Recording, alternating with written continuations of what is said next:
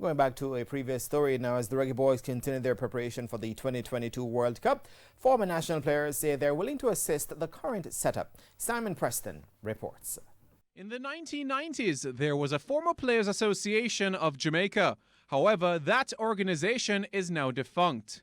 Neville Oxford, who played for Jamaica in the 1960s, was the chairman of the association and has had conversations with the JFF about a possible revival. We see a major trust here again to resuscitate, and it is imperative for history. For history, if you are serious about football, everybody must know your history, where it's coming from, where it's going, to maintain it. Yeah, man. So that is where I see it's very, very important. And it will be the right thing to do. Another individual who has been vocal on the matter is 1998 World Cup representative Paul Hall. It's important to impart knowledge to the next generation.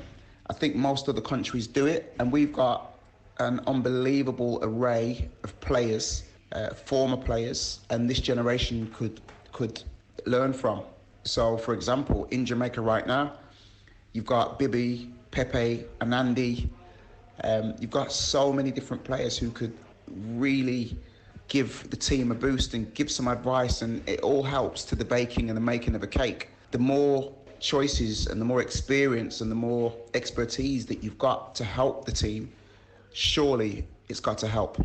President of the Jamaica Football Federation, Michael Ricketts, is open to the idea of having a role for former players. Well, this is certainly start of something new with these former national players, and Neville Oxford was in fact, we have had discussions before, and he's very excited at the prospects of what some of these past players could contribute to our program.